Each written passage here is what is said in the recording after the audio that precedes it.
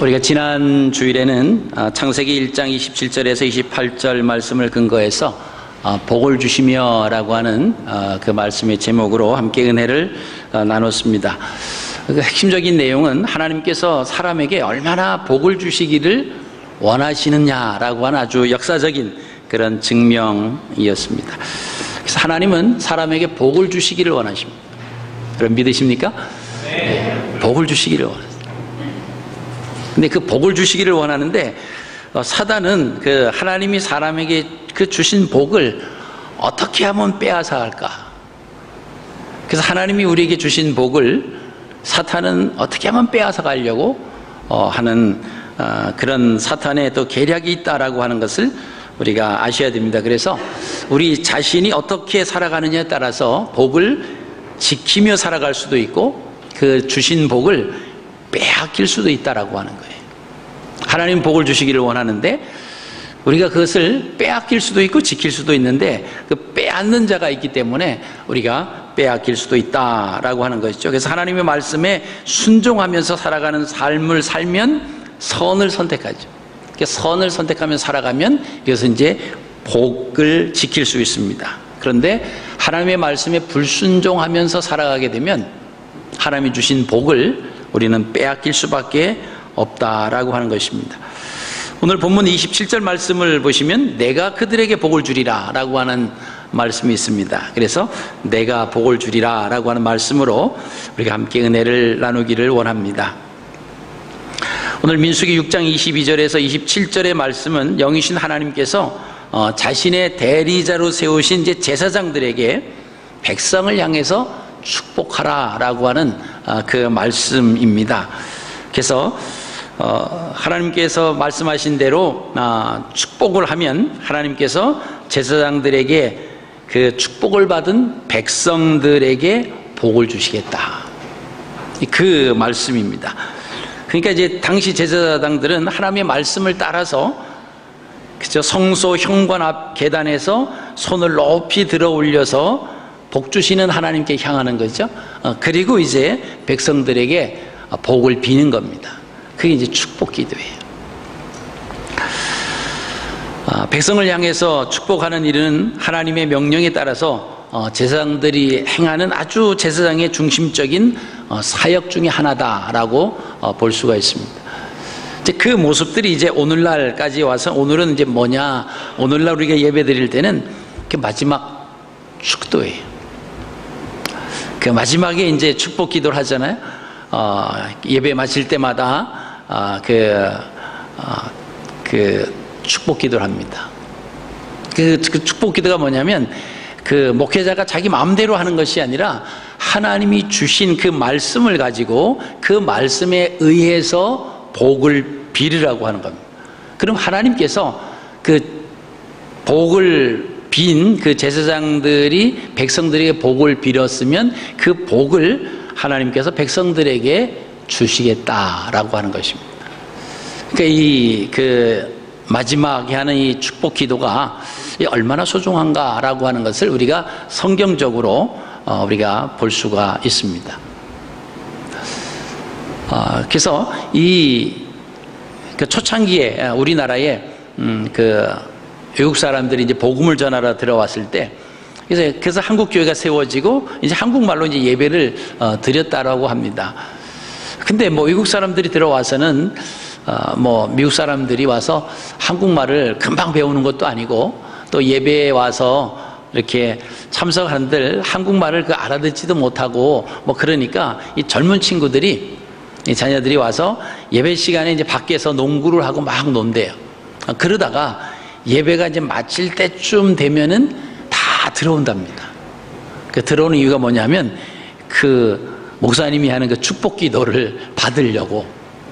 예배 시간에는 잘 모르지만 이 축복 기도를 받아야 이 축복 기도가 얼마나만큼 소중하다라고 하는 것을 그들이 알고 있어서 예배 끝날 때는 다 들어옵니다.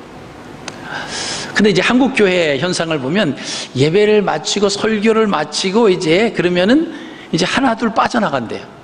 부엌으로 빠져나가고 이제 뭐 예배 드렸으니까 약속 있다고 빠져나가고.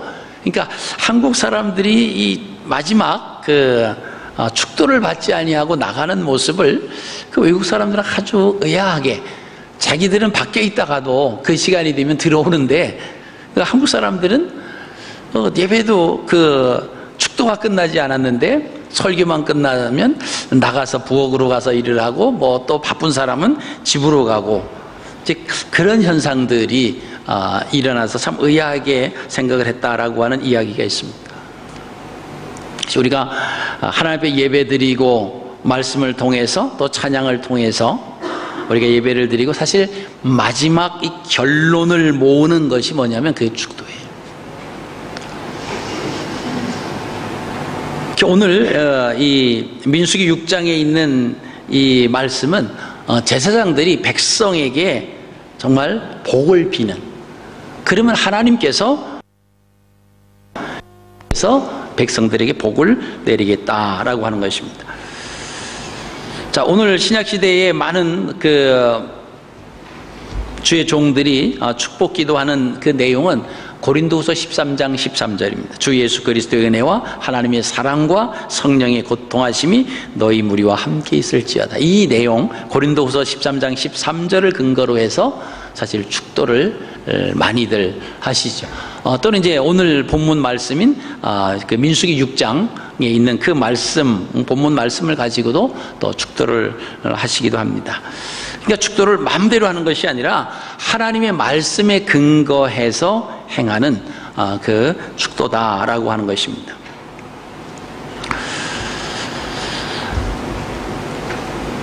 자, 21세기 한국교회 성도들을 위협하는 문제 중에 하나가 있는데 그게 뭐냐면 복이에요. 복에 대한 그릇된 인식입니다. 자, 교회 나가면 복 받는다더라. 자, 그죠? 교회 나오면 복 받아요. 교회 나와서 하나님을 믿으면 복을 받습니다. 복이 있는 사람이 돼요. 근데 그 복이 어떤 의미냐라고 하는 거예요. 그러니까 세상적인 관점을 가지고 복의 개념을 자꾸 생각하는, 그러다 보니까 기복신앙이에요. 물질의 복, 건강의 복, 뭐 사업의 복, 이게 이제 복으로만 생각하다 보니까 21세기에 있는 우리 많은 그 교회들이 이 복에 대한 이해가 잘못돼서, 저 사람 보니까 교회 나와 열심히 다니는데 뭐 사업도 잘 되고 뭐 자녀들도 잘 되고 돈도 잘 벌고 건강도 하고, 그럼 야, 하나님으로부터 많은 복을 받았구나. 이 그렇게 잘못된 세상 사람들이 바라보는 어떤 복의 기준을 가지고 평가를 하는 거예요. 그러다 보니까 어떤 그 불협화음이 일어나냐 하면요, 우리가 하나님 앞에 솔직하지 못할 경우가 많습니다. 우리의 잘못된 모습을 하나님 앞에 내려놓고 성도들과 공유하면서 내가 이러한 아픔이 있고 이런 어려움이 있고 이러한 질병이 있고 이러한 그 가정의 문제가 있고 자녀의 문제가 있고, 이것을 오픈을 못해요. 왜 그럴까요? 그걸 오픈하면 야, 저 사람네 집에 저런 문제가 있었구나, 저 사람 뭔가 문제, 가정의 문제, 신앙의 문제가 있고 하나님의 복을 받지 못했구나, 이런 이제 복에 대한 잘못된 개념이 있다 보니까 우리가 신앙생활하는 것이 다 이거 어떻게 되죠? 커버되어 있어요. 다 가려져 있습니다. 우리가 말씀 앞에 무너져 내린 내 모습을 보면서 하나님 앞에 나와서 통곡하면서 기도해야 되는데 그러지 못합니다. 다 가려서 다 포장되어 있습니다. 그리고 우리 집은 아무런 문제도 없는 것처럼, 그리고 신앙 안에서 하나님의 복을 받으며 살아가는 것처럼 그러면서 이야기하고 그러면서 가려져 있는 거예요. 여러분, 모든 사람에게 문제없는 가정이 있을까요? 문제없는 사람이 있을까요? 다 문제가 있어요. 그것을 그리스도 안에서 우리가 인정하고 고백하고, 그렇기 때문에 오늘도 하나님의 은혜가 내게 필요합니다. 그렇기 때문에 하나님의 도우심 없이는 나는 살아갈 수 없는 존재입니다. 이런 마음을 가지고 우리가 살아갈 때 이게 진정한 그리스도인의 모습이 나타나는 겁니다. 그렇지 않으면 다 가려져요. 겉으로 보면 대단한 것 같아요. 아무런 문제도 없는 것 같아요. 근데 그 속에 들어가면요, 모든 게 문제투성이에요. 그러니까 여러분, 어떻게 해요? 이 밖으로, 그렇죠, 고백하지 아니하고 발설하지 아니하고 내뱉지 아니하고 안에만 있으니까 그 속이 다 상하는 겁니다. 그러면서 속임과 거짓과 체면과 이런 것으로 가득 차니까 신앙이 자랄까요? 신앙이 자라지 않습니다. 여러분, 우리의 잘못된 그 복에 대한 그 이해가요, 오늘날 많은 교회와 성도들을 오염시키고 있다라고 하는 거예요. 우리 집에 이러한 문제가 있어, 우리 남편이 이런 문제가 있으니까 우리 남편에 대한 이런 문제를 하나님이 해결해 달라고 나도 기도하지만 믿음의 동력자에게 얘기를 한다든가, 그죠? 아내의 문제라든가 부모의 문제라든가 자녀의 문제라든가 어떤 다른 문제, 질병의 문제라든가를 여러분 얼마만큼 믿음의 동력자들과 쉐어하면서 살아가고 계십니까? 야, 내가 이 얘기하면 참 이거 신앙이 저러니까 하나님으로부터 그런 복을 받지 못한다고 그럴까봐 그 눈들이 두려워서 고백하지도 못해요. 그죠? 주님 전에 나와서 기도할 때 막 펑펑 울면서 하소연하고 싶은데, 그러면은 사람들이 저 사람 뭔가 문제가 있나 보다 또 그럴까봐 그러지도 못해요. 여러분, 그러니까 가식적인 형식적인 크리스찬이 돼버려요. 그러다 보니까 하나님을 의지할 수 있는 그 마음은 점점 줄어듭니다. 그냥 교회 참석은 해요. 참석은 하지만 하나님이 내 마음을 터치해 주시고 만져주시고 내 삶 가운데 깊숙이 하나님이 간섭해 주시는 것에 대해서 간청도 못해요. 그러면서 평온한 척하지요. 아무런 문제가 없는 것처럼 살아가는 사람들이 얼마나 많이 있습니까? 하나님 보실 때 얼마나 가식적이에요. 하나님 보실 때 얼마나 두 마음을 품은 사람이겠습니까? 물량주의, 성공주의, 공로주의, 현세주의, 개인주의를 만들어가 버린 장본인이 뭐냐? 복에 대한 잘못된 이해 때문에 그래요. 여러분, 우리는요, 우리 연약함을 나눌 수 있어야 돼요. 그래서 나는 하나님의 도움 없이는 하루도 못 삽니다. 그러니까 하나님 도움을 가지고 살아갈 수 있도록 함께 기도해 주세요. 여러분, 이러면서 서로를 위해서 기도하고 그런 모임이 한 신앙의 공동체로 가는 거예요. 여러분, 물질이 많고 성공하는 세상적인 관점으로 성공하는 자리에 있다라고 할지라도 그것이 자기의 힘으로 된 건가요? 아니잖아요. 그러니까 우리에게 세상적인 관점으로 많은 성공을 한 그런 위치에 있다라고 할지라도 교만할 수가 없는 거예요. 왜? 이 모든 것이 하나님께로부터 온 것을 알고 있기 때문에 하나님이 내게 이렇게 건강도 주시고 물질도 주시고 이렇게 잘 나가게 해주신 것은 뭔가 하나님께서 그 가운데 나로 하여금 하나님의 사명이 분명히 있다라고 하는 것을, 그 위치에서 나를 사용하시려고 하는 하나님의 섭리가 있겠다라고 하는 것을 알면 그 교만할 수가 없어요. 때로는 우리를 가난하게 하시고요, 우리를 병들게 하십니다. 그럼 우리가 그 부분에 대해서 하나님 앞에서 원망하고 불평할 것이 아니라 하나님의 섭리 속에 내가 이 과정 속에서 하나님이 무엇을 원하시는가, 그럼 그것을 우리가 발견을 해야 됩니다. 이 복에 대한 잘못된 이해로 인해서 오늘날 교회의 모든 성도들이 엄청나게 오염되어 있다라고 하는 것입니다. 여러분, 이 땅에 살아가는 사람들 중에 복을 싫어하는 사람은 아무도 없습니다. 세상적인 복을 싫어하는 사람 아무도 없어요. 종교와 상관없이 모두가 복 받기를 원합니다. 그것은 태초에 하나님께서 사람들에게, 사람을 창조하신 목적이 뭐라고요? 복을 주시기를 원했어요. 그러니까 다 복을 받기를 원하는, 하나님과 함께하면 모든 것이 다 거기에 포함되어 있는 거잖아요. 근데 우리는 하나님을 자꾸만 배제시키려고 하죠. 그리고 하나님, 우리 물질만 주세요, 건강만 주세요, 자녀들의 잘 반듯하게 자라나는 하나님 그것만 주세요. 그리고 하나님은 그 정도 주셨으면 하나님 감사합니다. 그리고 그 정도면 내가 하나님 놀라운 은혜를 받고 복을 받았다라고 하는 것을 아니까 하나님은 더 이상 개입하지 마시고 그냥 부르면 오시고요, 그 정도면 됐습니다. 우리가 그러면서 살아가죠.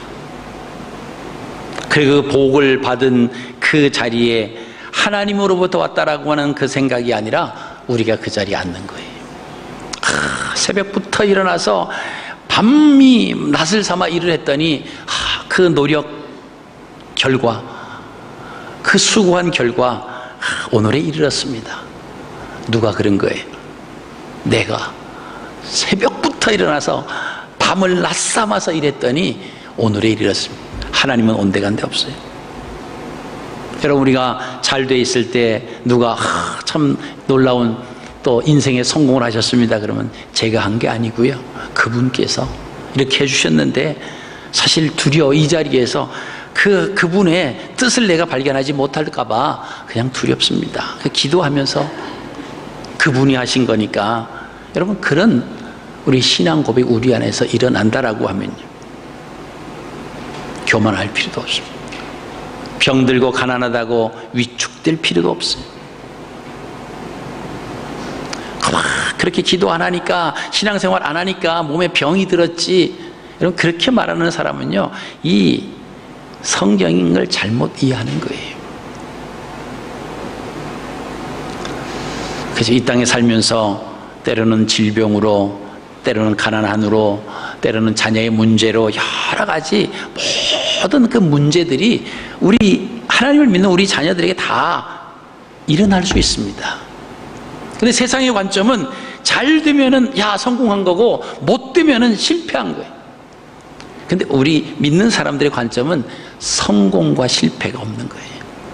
어느 곳에 있든지 어느 위치에 있든지 하나님의 역사하심과 하나님의 인도하심이 거기 있는, 그것을 발견하면 되는 거예요. 그러니까 우리가 되어지는 상황에서 위축되고 기가 죽고 그럴 필요도 없고요, 어깨를 펴고 막 교만하고 자랑할 필요도 하나도 없어요. 그래서 우리는 하나님 안에서 같은 형제요, 같은 자매다라고 하는 것입니다. 여러분, 세상적으로 그 오복이라고 하는 게 있어요. 오복, 장수하는 것, 물질이 충만한 것, 몸이 건강하고 마음이 편한 것, 도덕을 잘 지킬 좋아하는 것, 자기의 명대로 살다가 편안하게 죽는 것, 이게 이제 오복이잖아요. 결국 말하면 살아가면서 근심 걱정 없고 먹고 잘 살다가 편안히 죽는 것, 그러면 복 받았다, 세상이 그러는 거예요. 그래서 오복이다 뭐 그렇게 말을 한다는 거죠. 근데 크리스찬은 그 복이 나쁘다라고 하는 것은 아니지만, 목적은 그 현상적으로 나타나는 것에 만족하며 살아갈 그리스도인은 아니다라고 하는 겁니다. 그 과정 속에서 이게 어디서부터 왔느냐? 첫 번째로 복은 누가 주시는 건가라고 하는 거예요. 자, 복은 창조주 하나님만이 주실 수 있다라고 하는 거예요. 우리가 노력해서 얻는 것도 아니에요. 또 누군가가 우리에게 줄 수 있는 것도 아니고, 오직 창조주 하나님만이 우리에게 주실 수 있는 그 복이 바로 그 복에는 우리가 세상적으로 갖고 있는 모든 것이 다 포함되어 있습니다. 그러니까 뭐예요? 복의 근원이신 하나님과 가까이 하면 그 모든 것이 다 이루어질 수 있다라고 하는 겁니다. 중요한 것은 출처가 어디냐라고 하는 거예요. 출처가 어디냐. 내가 누리고 있는 세상적인 이런 모든 그런 상황들에 있는데 이것의 출처가 어디냐, 어디로부터 왔느냐. 우리부터가 아니더라고요. 사람들은 자수성가했다, 뭐 성공했다, 그 주인공이 다 본인이 사람이거든요. 근데 예수 그리스도를 믿는 하나님의 자녀들은 그 출처를 알아요. 그게 교만할 수가 없습니다. 되어지는 모든 상황에 그 근원자가 하나님이시란 것을 우리가 알고 있기 때문에 우리는 절망도 안 하고, 그죠? 좌절도 할 필요도 없고, 교만할 필요도 없고, 그죠? 낮은 자존감을 가질 필요도 없다라고 하는 것입니다. 오늘 24절 말씀을 보시면 그렇게 말씀하시면 여호와는 내게 복을 주시고, 그런 말씀이 있습니다. 자, 지난주에 우리가 함께 나누셨 하나님은 사람을 창조하신 목적이 복을 주시기. 그러면 복을 주시기 위해서 하나님은 우리를 창조하셨다는 거예요. 그럼 우리가 살아가는 목적은 뭘까요? 살아가는 목적은 하나님의 영광을 위해서 살아가는 거예요. 이게 이제 맞는 거예요. 하나님은 복을 주시길 원하고 우리 인간은 하나님의 영광을 위해 살아가는 게 우리 목적이에요. 그게 뭐죠? 이 모든 영광을, 이 근원을 잘 아는 거예요. 아, 대단해서 성공하셨네요. 아, 제가 한 거 아니고요. 그분께서 하셨어요. 저는 아무것도 아닙니다. 그분이 저를 놓으시면요, 저는 아무것도 행할 수 없습니다. 여러분, 사실 여러분이 부인하고 싶으시지만 부인할 수 없는 거예요. 제가 여러 번 말씀을 드렸습니다마는 이렇게 제가 건강하잖아요. 저 또 운동을 좋아하고 막 뛰기도 좋아하고 막 그런데 제가 디스크에 걸린 적이 있었어요. 한 발짝 두 발짝 걷다가 정말 그 통나무를 깎아서 이렇게 싸가지고 그걸 이제 들고 가다가 약간만 중심을 잃으면 이것이 확 무너지잖아요. 제 그런 느낌이, 제 허리와 그죠, 상체와 하체가 이게 막 툭 떨어지는 그 디스크 4번 5번 거기에 디스크가 생겨가지고, 그러다 보니까 뭐를 붙잡고 뭐 할 겨를이 없는 거예요. 그냥 그대로 고목나무 쓰러지듯이, 나무를 베면 딱 그걸고 툭 쓰러지잖아요. 그런 것처럼 제가 그냥 꼬꾸라진 적이 있어요. 그때는 호주 와서 또 공부하면서 일을 할 때였어요. 그 막 청소를 하다가 그냥 바닥에 그 백큐통을 메고 그냥 그대로 막 주저앉는 거예요. 그리고 이제 교회 이제 몇 년 지나서 계속 이제 그 아픔이 계속 있었습니다. 교회 와서 새벽 기도 하려고 불을 켜고 딱 들어오다가 또 이제 이쪽 통로 끝에서 또 똑같은 현상이 일어났어요. 얼른, 그죠? 이 의자를 짚고 일어나면서, 다행히 그때까지 아무도 안 오셨어요. 새벽 기도. 성도님 보시면 어떨까? 그래가지고, 여러분, 그 보면 우리가 건강도 자랑할 게 없어요. 신경 하나만 그래도 우리 마음대로 컨트롤할 수 없습니다. 그죠? 신경 하나 잘못되면요, 우리의 시력도 잃을 수 있고요, 우리의 기억력도 다 날아갈 수 있고요. 아무것도 아니에요. 여러분, 그 모든 것이 우리가 노력한다고 원한다고 되어지는 것이 아닙니다. 이 모든 것이 하나님의 은혜로 하나님의 말씀 가운데 우리가 되어져 있다라고 하는 것을 우리가 인정하셔야 돼요. 내가 건강하기 때문에 나에게 뭐 아픔은 없을 거야, 여러분 장담하지 마세요. 나는 나이가 젊기 때문에 나이도 자랑하지 마세요. 어느 날 그 모든 것들이 우리에게 올 수도 있다라고 하는.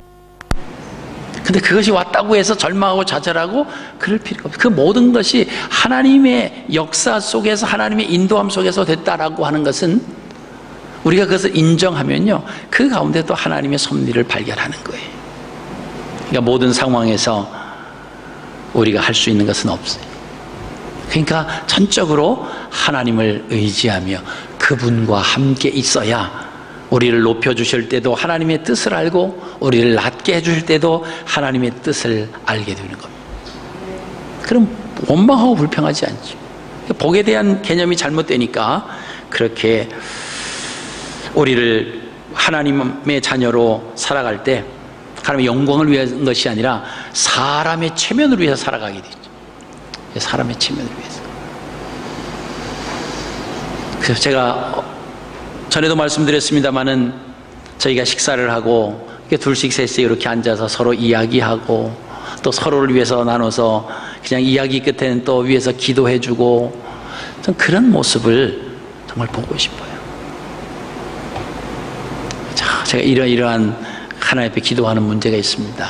좀 같이 기도해 주십시오.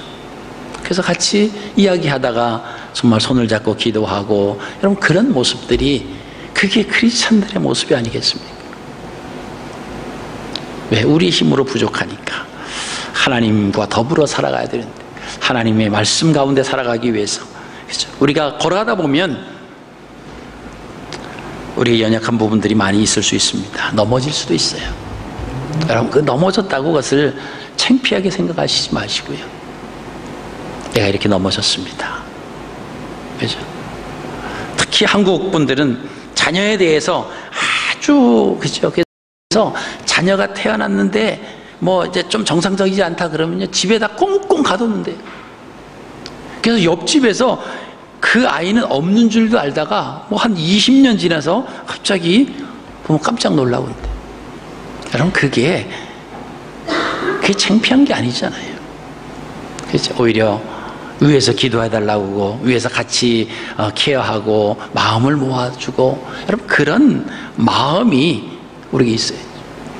근데 창피하게 생각하고 막 체면을 생각하다 보니까 오픈을 못하는 거예요. 우리가 영적으로 정직해지지 못하면요, 우리 신앙은 하나님하고 멀어질 수밖에 없어요.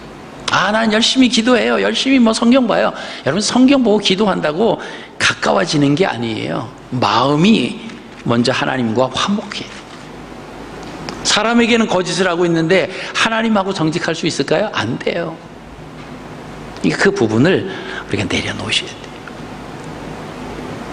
그것이 뭐 감출 것이 아니고, 우리가 같은 공동체로, 같은 믿음의 동력자로 함께 기도하며 같이 하나님의 뜻을 바라며 나갈 수 있다라고 하는 것입니다.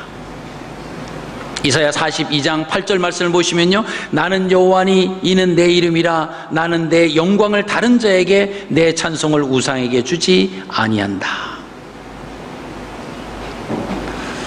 여기서 말하는 찬송과 영광은요, 하나님의 구원을 경험한 사람이 하나님께 반응을 보이는 그런 의미예요. 그러니까 구원받은 하나님의 자녀들은 무엇을 위해 살아가느냐?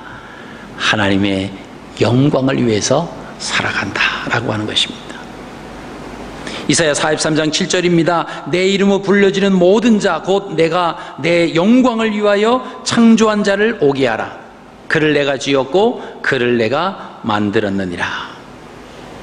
여기 보시면요, 창조했다, 지었다, 만들었다라고 하는 그 말씀이 있습니다. 그러니까 내 이름으로 불려지는 모든 자, 곧 내가 내 영광을 위하여 창조한 자는 누구인가? 여러분 이 부분을 가지고 사람들이 하나님께서 우리를 만드셨는데 하나님의 영광을 위해 창조하셨다, 그게 아니에요. 우리에게 복을 주시기 위해 창조하셨고, 그 지은 바 된 그 하나님의 자녀들은 무슨 목적으로 살아가냐? 하나님의 영광을 위해서 살아간다라고 하는 것입니다. 이사야 43장 1절 말씀 보면 그 해답이 있는데요, 야곱아 너를 창조하신 여호와께서 지금 말씀하시느니라. 이스라엘아 너를 지으신 이가 말씀하시느니라. 너는 두려워하지 말라. 내가 너를 구속하였고 내가 너를 지명하여 불렀나니 너는 내 것이라.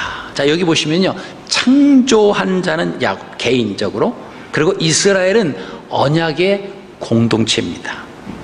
그러니까 창조했다, 지었다, 만들었다라고 하는 이 세 개의 동사는 이스라엘이 존재해야 할 이유를 분명하게 설명하고 있어요. 그러니까 우리가 이 땅에 존재하는 이유가 뭐냐? 하나님의 영광을 위해서 우리가 존재한다는 거예요. 그럼 하나님의 영광이 뭘까요? 그분을 우리가 인식하며 살아가는 거예요. 모든 것을 보고 듣고 알고 계신 그 하나님, 내가 그 하나님 면전에 앞에 내가 있습니다. 이것을 의식하며 사는 거예요. 그럼 우리가 하나님 앞에 숨길 게 없잖아요. 다 드러내지 않습니까? 근데 그걸 가지고 사람에게 또 숨긴다라고 하면 하나님 보실 때 우리는 이중인격자예요. 그래서 예수 그리스도를 믿는 사람은요, 정직한 거예요. 비록 내가 잘못된 모습을 있으면 그 부분을 정직하려면 어떻게 해야 됩니까? 그 인정하는 거예요. 내 연약함으로 이러한 부족함이 있습니다. 그게 정직한 거예요. 그렇게 정직할 때 이게 하나님과의 화목이 유지가 된다라고 하는 것입니다.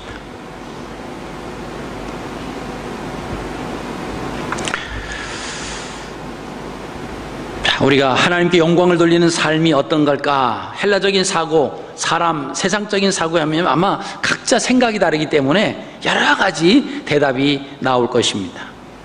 그런데 그리스도인들은, 또 히브리 사람들은 그 대답이 아주 간단해요. 심플합니다. 먼저는 하나님과의 관계를 이해할 때 목자와 양의 관계로 이해하는 거예요. 그래서 여호와는 나의 목자시니 내게 부족함이 없으리로다. 왜 부족? 나의 목자로 계시기 때문에. 여러분, 우리가 호주에 살면 이 양에 대한 많은 양들이 있잖아요, 호주에도. 근데 우리가 뭐 양을 키우거나 뭐 직접적인 그런 영향이 없어서, 그런 관계가 없어서 양에 대해서 사실 잘 몰라요. 근데 이스라엘 땅에는요, 그 목축업이 아주 많았습니다. 뭐 집집마다 양들이 있고요. 그래서 이 양에 대한 성품을 너무나 잘 아는 거예요. 그 양은 목자가 없으면 살아갈 수 없는, 존재할 수 없는 그런 모든 악조건들이 있는 것이 양입니다. 멀리 바라보지도 못해요. 눈이 나빠요. 자기 혼자 그러니까 개척해 나갈 수 있는 것도 없습니다. 누가 자기를 공격해 와도 미리 그것을 바라보고 방어하거나 도망갈 수 있는 그런 능력도 없어요. 이게 다 잡혀먹고 말아요. 자기 스스로 개척해 나갈 수 있는 그런 능력도 없습니다. 그러면서도 고집은 세요. 그러니까 뭐 목자가 아니면 살아갈 수 없는 것이 양들입니다. 그래서 하나님과 이스라엘 백성들을 어떤 관계로 하느냐? 목자와 양으로 하는 거예요. 그러니까 하나님 없이는 못 사는 거예요. 그러니까 벌써 이제 세상 사람하고 다르다라고 하는 것입니다. 여러분, 양의 특징이 무익하고 무지하고 무능하다는 거예요. 삼무, 양하면 삼보예요.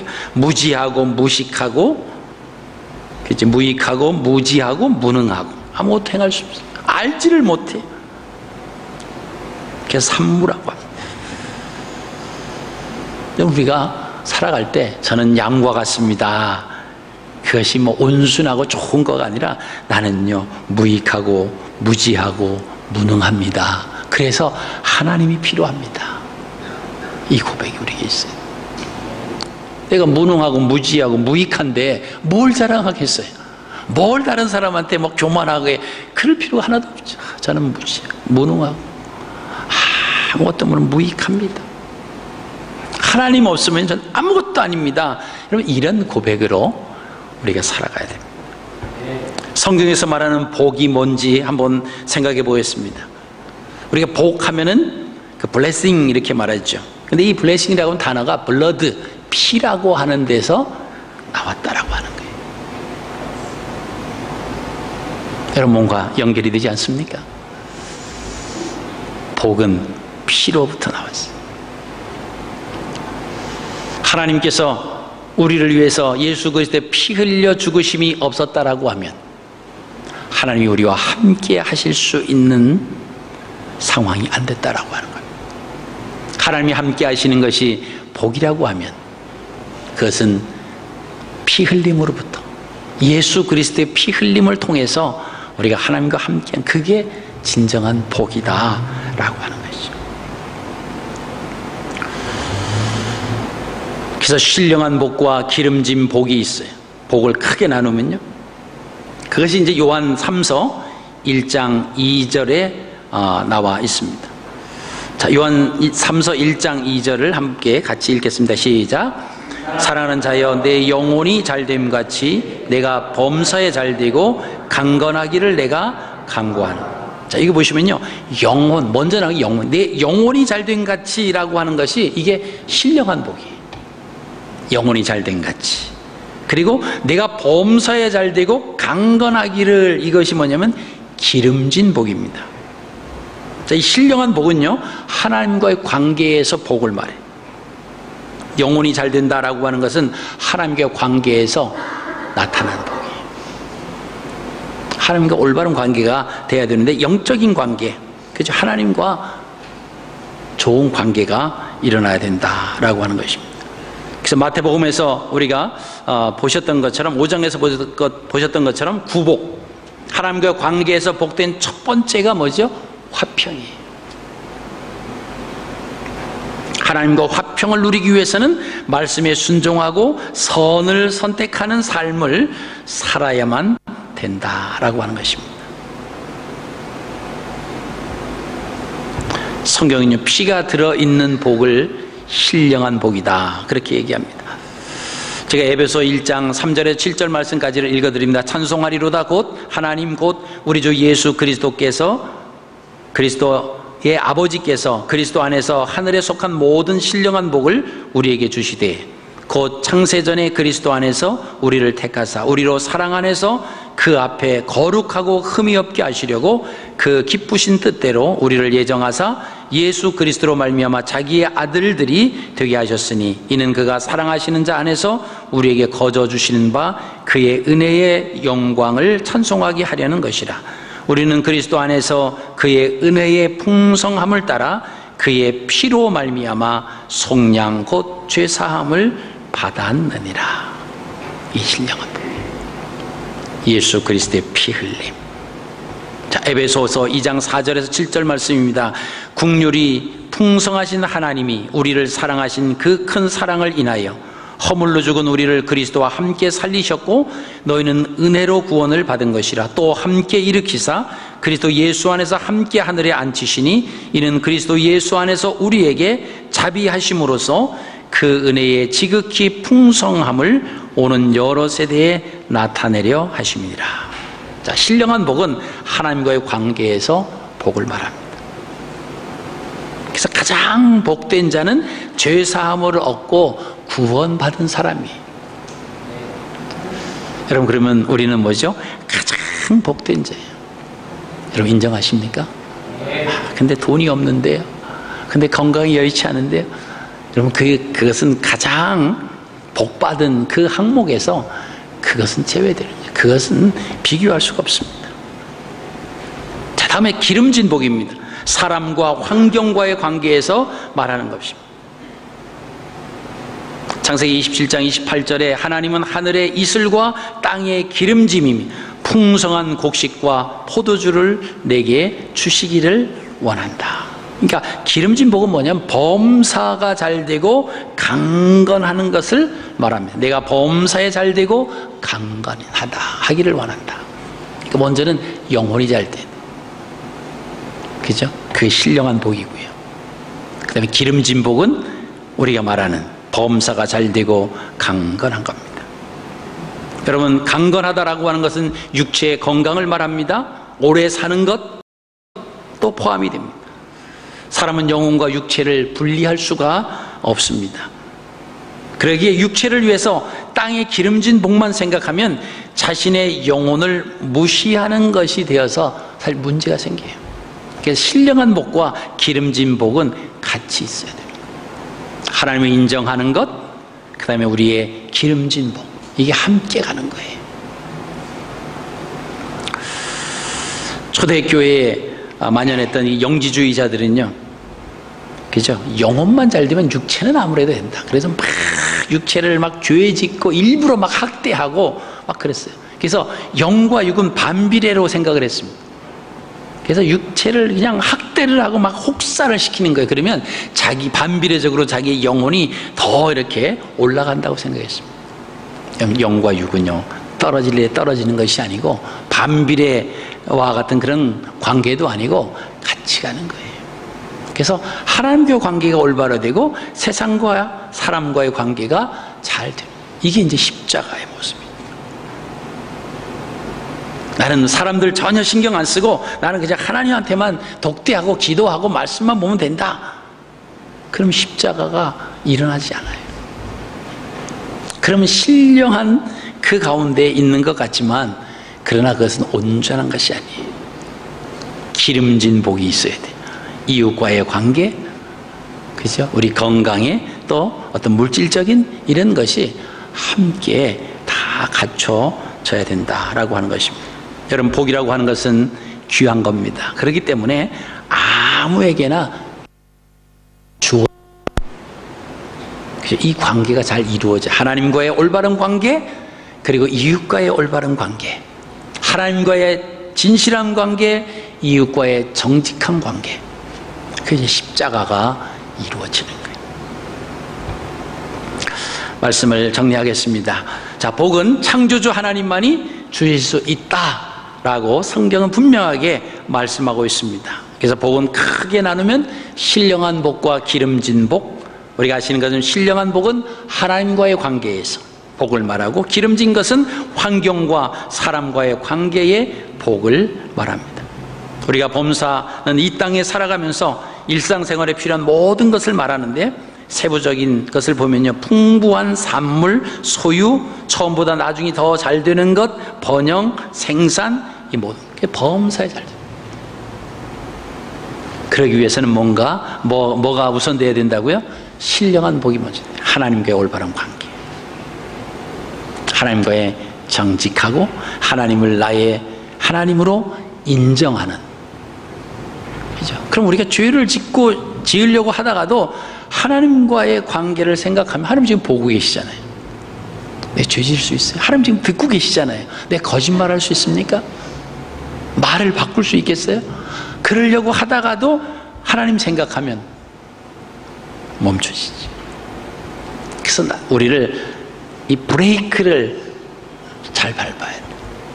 우리가 놔두면요, 우리가 내리막길을 막 어떤 둥근 물체에 굴러가듯이 막 굴러갈 수 있는 상황이 우리에게 누구에게나 다 놓여져 있습니다. 여러분, 우리가 세상에 나가서 죄 지을 수 있는 상황이 얼마나 많이 있어요. 우리에게 브레이크가 잡히지 않으면요, 어느 누구도 예외 없습니다. 다 죄 가운데로 그냥 고속 질주할 수밖에 없어요. 근데 뭐예요? 브레이크가 뭡니까? 하나님 앞에 내가 서 있는 거예요. 그러니까 브레이크가 걸릴 수밖에 없지. 하나님 앞에 정직하다라고 하면요, 그 정직은 또 기름진 복으로 흘러갈 수 있어요. 사람과 세상 속에. 그래서 예수 그리스도를 믿는 하나님의 자녀들이 그 인정받아야 돼요. 아, 역시 하나님 믿는 사람이 다르구나. 역시 교회 다니는 사람이 달라. 여러분, 이런 얘기. 교회 다니는 게 안 믿는 사람보다 못하다, 이런 말을 들으면 그런 사람들도 가끔 있을 수 있습니다. 그런데 많은 사람들이 그렇게 하기 위해서, 말씀대로 살기 위해서 몸부림치고 있는 사람들이 더 많다라고 하는 거예요. 자, 우리의 모습을 한번 적용해 보시기 바랍니다. 나는 정말 하나님과의 관계에서 하나님만이 복을 주신다라고 하는 것을 인정하면서 신령한 복과 기름진 복을 누리면서 살아갈 준비가 되어 있는가? 이번 한 주간도 그 신실하신 하나님, 복의 근원이신 하나님을 잊지 마시고 그 하나님과 동행하시면서 신령한 복과 기름진 복으로 또 승리하시는 한 주간의 삶이 되시기를 주님의 이름으로 축복합니다.